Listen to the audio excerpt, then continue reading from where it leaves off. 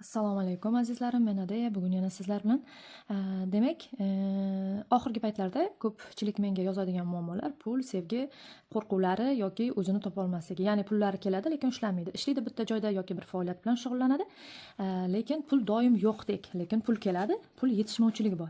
Va yana sevgan insoni bilan doimiy urush va janjal, bir keladi, bir ketadi, ya'ni munosabatda barqarorlik yo'qligi yoki ichkaridan qo'rquv borligi, lekin sababini bilmaslik, ba'zida yoki o'ziga o'zi begonadek bo'lishi, ya'ni kim bilan bo'lsa ham, kim bilan yashayotgan bo'lsa ham o'zini begonadek o'sha joyda his qilishi yoki qaysidir joyga ketishni ko'p xohlashi, ichida halovat topolmasligi, bu mavzularda ko'pchilik murojaat qiladi. Bular hech qaysi biri oddiy hol emas. Ko'pincha bu holatlar ichki bloklar, yopiq energiya va noto'g'ri dasturlar natijasi bo'ladi. Sizlarga men bu holatlar bo'yicha o'zimning xizmatlarimni tavsiya qilaman. Ya'ni men bilan ishlaganingizdan keyin qanaqa bo'ladi? Ichingiz yengillashadi, pul kelishi osonlashadi, tartibga keltirasiz hayotingizni, o'zingizni hayotdagi yo'lingizni, vazifangizni bilasiz, munosabatlaringiz o'zgaradi. Chunki biz faqat oddiy gaplashmaymiz, biz gipnoseans, maxsus kodlar va natal xarita va analiz orqali sizni chuqur ruhiyatingizga kirib boramiz va aslida kim ekanligingiz, ong ostingizdagi qo'rquv va bloklaringiz nima va maxsus kodlar orqali pul, sevgi yo'llaringiz, baxt yo'llaringiz va natal xaritalar orqali aslida kim ekanligingizni analiz orqali muammolaringizni ildizni topamiz. Bu ishlarimni natijalari, otsiflarni albatta Telegram kanalimda kuzatishingiz mumkin. U kanalda meni barcha xizmatlarim batafsil yoritilgan. Eng muhimi, siz bu xizmatlarni olganingizdan keyin siz o'zingizni qaytadan topasiz. Ya'ni qaytadan tug'ilgandek bo'lasiz. O'zingizni yo'lingizni planlashtirib, ya'ni to'g'ri yo'lga tushib olasiz. Hozir esa o'sha men aytgan 4 ta yo'nalish birgalikda aksiya narxida turibdi. Agar siz ham o'zingizni o'zgartirmoqchi bo'lsangiz, hayotingizni boshqa bosqichga olib chiqmoqchi bo'lsangiz, albatta menga yozing. Bu video tagida lichkamni qoldiraman. Telegram lichkamga o'tishingiz mumkin. Demak, juda ko'pchilikni qiynayotgan savol bo'yicha bugungi mavzuyimizni boshlaymiz. Sevgan insoningiz sizni sog'indimi yoki allaqachon sizni unutganmi? Ichingizdan ya'ni sevgan insoningizni ismini aytasiz va butun energiyangizni menga jo'natasiz va savollarni berishni boshlaymiz. Demak, birinchi savolimiz bo'ladi. U hozir sizni o'ylayaptimi yoki yo'q? Ya'ni ichki holati qanaqa? Eslayaptimi yoki butunlay sizdan chalg'idimi? Boshqa narsalarga sizdan chalg'ish bo'ldimi o'zi bu insonda? Birinchi savolimiz. Ikkinchi savolimiz.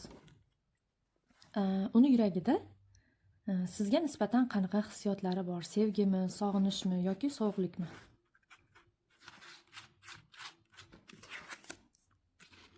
Uchinchi.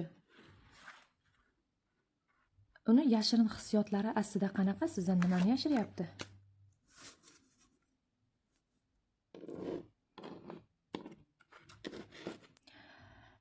To'rtinchi savol. Yaqin kunlarda sizga aloqaga chiqadimi?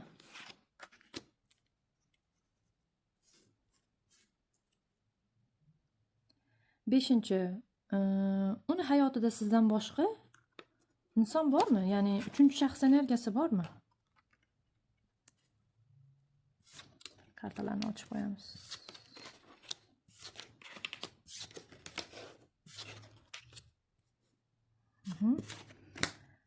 Beshta. Oltinchi savol. Siz uchun bu insonni kutish to'g'rimi yoki qo'yib yuborish kerakmi? Eng muhim maslahatni bersin bizga kartalar. Oxirgi savolimiz.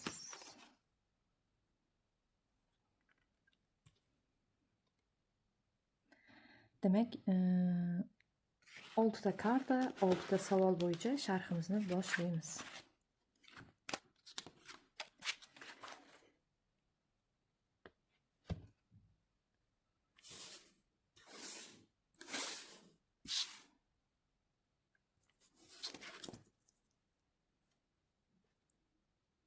Demak, birinchi savol, birinchi karta.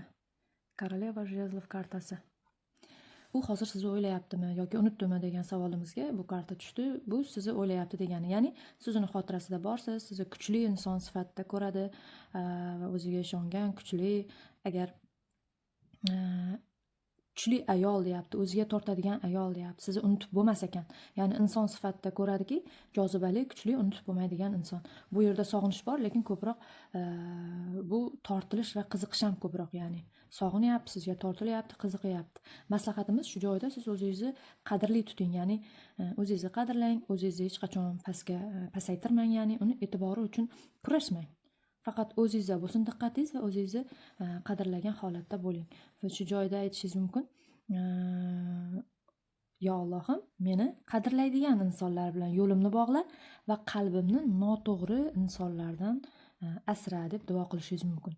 Siz o'zingizni qadrlaganingizda siz uchun hamma narsa ochilar ekan. Pul yo'llaringiz, ish yo'llaringiz, munosabatlaringiz. Agar o'zingizni pastga urganingizda, ya'ni o'zingizni qadrlamay qo'yganingizda, bu hamma narsa bekiladi. Ya'ni hozir kim ko'rayotgan bo'lsa bu narsani, eng muhimi deyapti bu karta, o'zingizni hamisha qadrlashingiz kerak ekan. O'shanda sizda hammasi o'zgaradi. Ikkinchi, uchinchi o'rinlarga qo'ysangiz, sizda hammasi ortga ketadi. Ya'ni pasaytirganingizda o'zingizni. Ikkinchi savol: yuragingizda qanaqa, uni yuragida qanaqa hissiyotlari bor? Aslida sizga desak, 3 ta qilich kartasi tushdi. Bu og'riqni bildiradigan karta. Sizdan xafa bo'lgan yoki sizni xafa qilgan bo'lishi mumkin. Og'ir hissiyotlar bor yuraklarni bildiradi bu. Ya'ni ikkala tomon ham xafa bo'lgan bo'lishi mumkin. Orada qattiq janjal ham bo'lgan bo'lishi mumkin.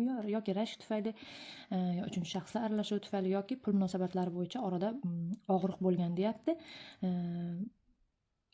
Sevgi ham aralashgan, o'sha og'riq ham aralashgan ajralish bo'lgan deyapti. Maslahatimiz bu o'tmishga osilib olib qayta o'ylamang. Yarangizni yana ochmang, ya'ni o'zingizni davolashingiz kerak deyapti. O'tmishni o'ylab o'tirib vaqt ketkazmang.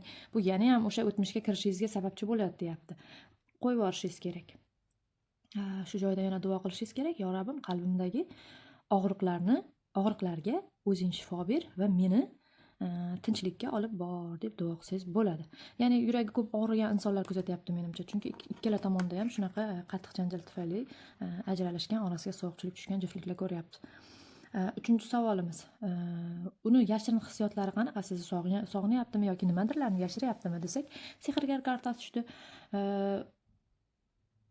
Bu karta deb javob beradi savolga, lekin o'zini sizga boshqacha ko'rsatyapti. Ya'ni u sizni sog'inadi, lekin ko'nikishga, sizga sog'inishini ko'rsatmaslikka harakat qilyapti. Hislarini yashiryapti, ya'ni sizni manipulyatsiya qilishga ham urinyapti-da. Bu sehrgar kartasi shunaqada.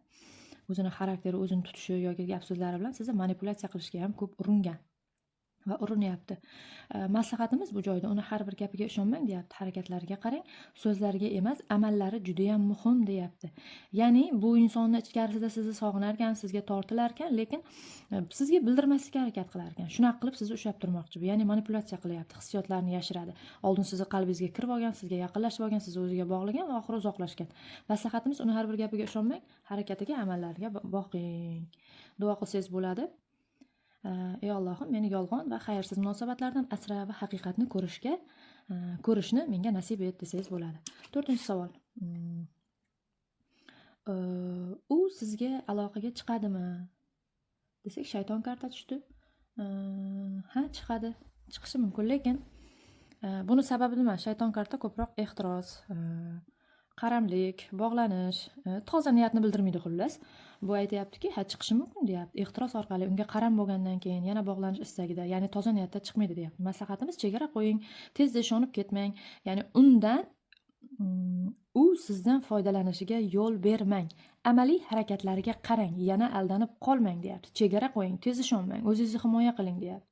Zararli bog'lanishlardan Allohim o'zi sizni asrasin va qalbingizni faqat doimo pok aloqalar uchun ochsin. Uni hayotida boshqa inson bormi desak, 5 ta tayoq kartasi tushdi. Ya'ni mana qarang, raqobat qilayotgan insonlar. Raqobatchi inson bor demak. Boshqa insonlar bor, aralashuv bor, janjal bir energiyasi bor. Ya'ni siz uni yagonasi emassiz. Sizga raqobat qiluvchi, ya'ni ayollar yoki xullas erkak yoki shunaqa bo'lishi mumkin. Maslahatimiz bu joyda ham sizga maslahat: siz o'zingizni kim bilandir solishtirmang, ya'ni raqobatga kirmang, o'zingizni tanlang deyapti. Bu degani, bu kartadan javob bor. Atrofida sizga raqobatchi ayol yoki erkak bor ekan, teng talashayotgan, unga egalik qilishga harakat qilayotgan. Shu joyda bular bilan teng bo'lishga harakat qilmasligingizni va ular bilan o'zingizni solishtirmasligingizni, raqobatga kirmasligingizni, o'zingizni tanlashingizni, o'zingizni birinchi o'ringa qo'yishingizni maslahat beryapti. 6. O'zi umuman kartalardan kuchli maslahat: uni kutishingiz to'g'rimi, qo'yib yuborishingiz kerakmi desak, 7 ta kosa kartasi tushdi. Uni kutish to'g'rimi desak, yo'q deyapti. Bu illyuziya, yolg'on, umid qilish, chalg'ish, kutish faqat sizni charchatyapti-da.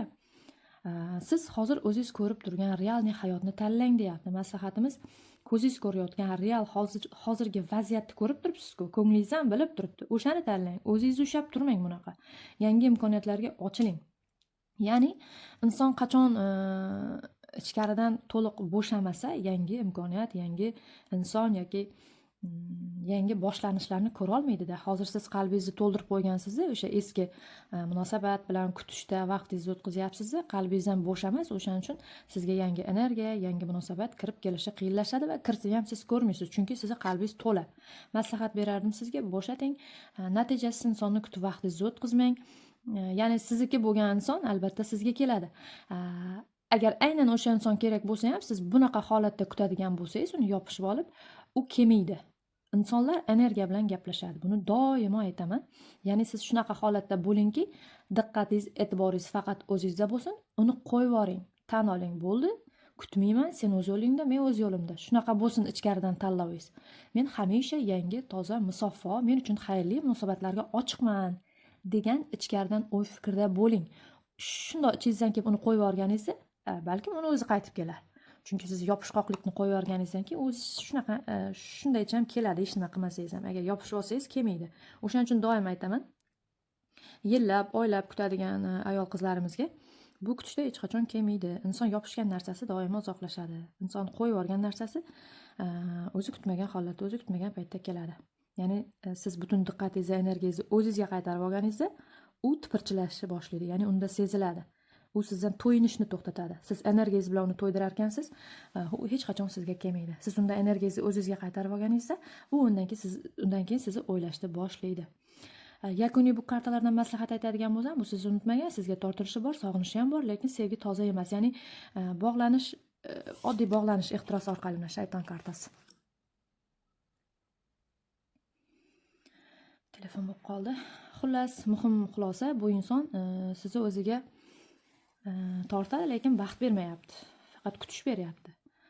Siz, azizlarim, haqiqiy sevgi, sokin, toza sevgi uchun yaralgansiz. Hammangizga rahmat. Fikrlaringizni kommentda kutaman.